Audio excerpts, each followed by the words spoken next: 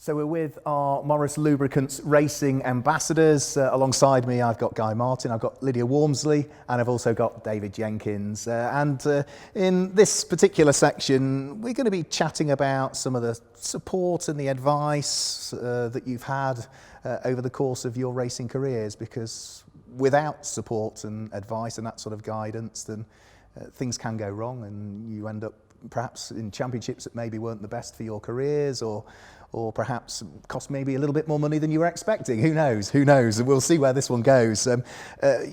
You've all had a huge amounts of support. Some of that will be family members and parents or siblings, and some of it will be corporate support as well as fans and things as well. I know you've got many fans, Guy, who've supported your career, but who's given you your best individual support throughout your career? You've come across so many team managers and people, but is there one standout person or family member that has supported your career so much?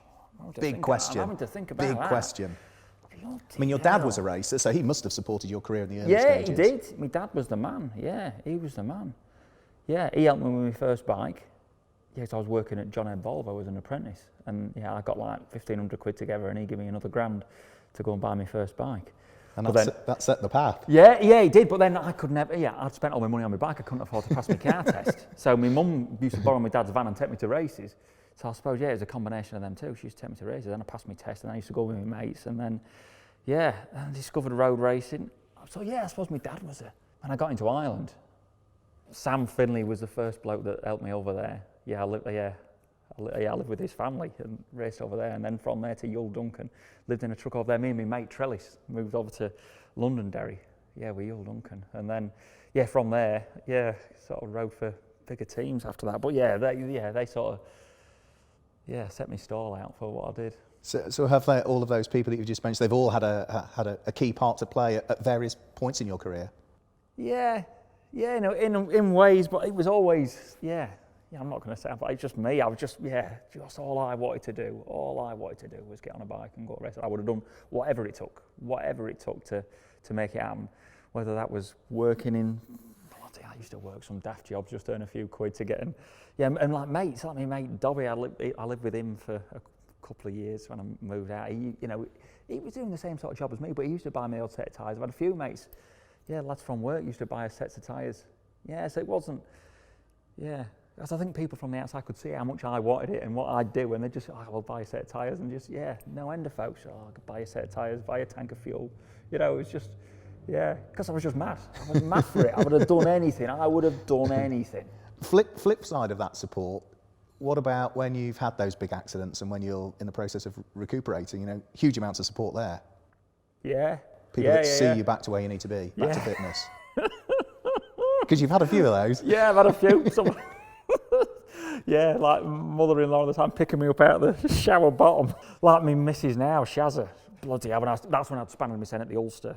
Bloody hell, I wasn't worth knowing. I wasn't worth knowing, but she still put up with it.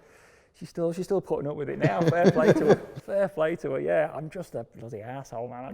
When I just can't get out on my push bike or get out on my motorbike or get in my shed, that's probably the worst thing when I can't get in my shed. I am not worth knowing. I'm not worth knowing. And she put up with it, I'll tell you. All right, so the missus gets the vote there. What about you, Lydia? You're a bit like Guy and David. You're second generation of racer in the family as well, so you've had the family support. But what other support, and maybe who's the one person that stands out? Well, I'd say the standout has definitely been my parents. I started karting when I was 7, and they obviously got me into it. They've funded it for a large portion of the amount of time that I've been involved in motorsport. My dad even gave up racing himself to support me. I remember him spending a lot of time in the garage trying to get me to where I wanted to be, and I think that's brilliant. My mum always goes on about how the amount of holidays she's missed because of motorsport. They've definitely given up a lot, but my team at the moment is still quite small. It's just me, my mum and my dad, and then family friend Dave, who's practically part of the family, and my instructor Joe, who's also basically a family member now. I mean, we spend a lot of time together, and it's so small, but all of them have shaped they make it a fantastic weekend away racing. It's so fun to be around, but they're also getting me to where I want to be and making my dreams come true, really. I'm doing what I want to be doing and getting me to the places where I want to be. So without them, definitely wouldn't be wouldn't have started racing at all, let alone being where I am now. And that commitment that they show, you alluded to Joe Tanner there. You know, you're based in Ipswich. Joe lives in Scotland, yet he's your coach and he travels to every single race meeting. Yeah, it couldn't be further apart, really, could we? Yeah, he's got a big commitment with us, really, and that's amazing to have someone that's that committed to you. I don't think you can find that in many places, really, that you've got a team so invested in trying to get you to do well, and we're putting so much into it, and everyone is putting so much into it. I mean, at the end of the day, the driver is the one that stands on the podium, but it's a whole team behind you that's putting more than their fair share in, and it's basically a full-time job for everyone in the team. So yeah, couldn't thank them enough. It knows no bounds, this level of support in motorsport, and you know that as much as anybody, Dave. You know, you cut the Jenkins family in half and it bleeds motorsport. Yeah, it would be wrong for me to single out any one big influence or one big supporter. You know, you answered the question in your question. It's a combination of personalities and of commercial support and your own team and all those sorts of things, and you've got to pull it all together. You know, I'm really lucky with the level of support that I've had from within my family, and it's at every level. It starts from my mum and dad, then my brothers and my sisters. For sometimes it's the right advice, sometimes it's the wrong advice, and it's all about picking the bits out of it that's relevant. And then, you know, most recently, my children now, at 2 years of age, the support for my little girl, and my little boy now is 12 weeks old at the moment, so I don't get a lot from him yet. But the boost it gets to see them there with you on a race weekend, and that's a big thing for me. And I think it's funny how it changes over the years and where you gain your influences from now. But and what you go racing for, it's all about that sense of pride and about doing well for all the people that have supported you along the way. So I've been immensely lucky, massive support from the family, team, individuals along the way, and businesses along the way. And we just managed to keep it all together, keep everybody happy for long enough, keep doing what we do. I'm going to come back down the line the same way as I've gone up, so I'm going to pose a second question to you, and then we'll work back through Lydia and Guy. There must be one little gem of advice that you've been given at some point in your career that you probably pass on to other people that are looking to get into the sport. Any idea what that might be? Yeah, never give up. In the face of adversity, never give up. I'm the youngest of 6 children, and everybody's done well in their own chosen field along the way, and we were brought up very traditionally, quite humble. And you know, you had to fight for everything. You never expected an easy ride, and more often than not you didn't get what you wanted the first time around, and you had to keep fighting harder for it again. So definitely never give up. When there's 6 of you, yeah, absolutely. Absolutely. I didn't realise it was 6 as Yeah, well. all big personalities. yeah. Lydia, same to you as well, you know, little gems of advice that have been passed on to you here and there. My dad always used to say, race the track rather than the people in front of you. And I think that's something that I've taken from karting at 7 years old even to now. I think if you're only racing the person in front of you, you'll only ever go as quick as them. You'll never go quicker. And I think that's a really good piece of advice, and it's something that I remember him saying at one of my first ever kart race meetings, and I still remember it now, and it's something that I'll try and pass on, because I think that's the foundation of racing, really, isn't it?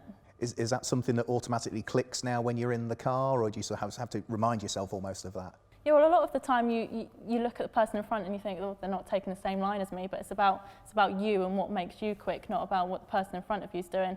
And if, you know, like I said just now, if you're only going as quick as the person in front of you, then you'll never win, will you? No, I think there's some drivers, you know, you look at some of the Formula One drivers, and what they used to do in the Friday practice sessions was go out and spin at almost every corner, because then you knew what the limit was then. You'd found the limit, and therefore you then just dial it back from that. Yes, exactly. I mean, everyone has their own limits, don't they? That's why no one ever does exactly the same lap time, because everyone's braking at a different point or turning in at a different point. You can't be exactly the same as the person in front of you or behind you, because otherwise we'd all be doing exactly the same lap time, wouldn't we? Very good advice, very good advice. And Guy, you've been given, I'm sure, stacks of advice in lots of different areas over the years. Like, I'm not the sharpest tool in the box, right? But I've never tried to make out that I'm some Stephen Fry or whoever else or Elon Musk. I'm not the sharpest one. I've just been true to myself. So I suppose whether it's through work or through whether it's TV programs or racing or whatever, I've just to be true to yourself. So everything I've been a bit of a dickhead at times through stuff that I've done, but I thought that was just me being me. Yeah, I've been true to myself. I've never tried to be something I'm not. And that's not going to change, is it? Well, I think if it was going to do it, would have happened by now, wouldn't it? And like they say, you can't educate pork. They do say that, don't they? So yeah, that's me. Well, I just think, everybody is an expert in certain fields, and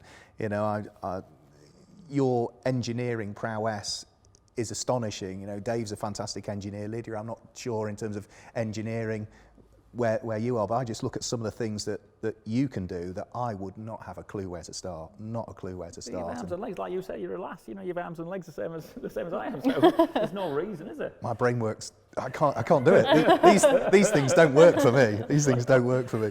I mentioned earlier on, you're all second generation. So quick sort of question to each of you. Just your dad in the same race, who'd win? You'd do it, would you? All respect and all, I'd smoke him, yeah. Would he say the same? Would he say the same? He'd do that to you as well?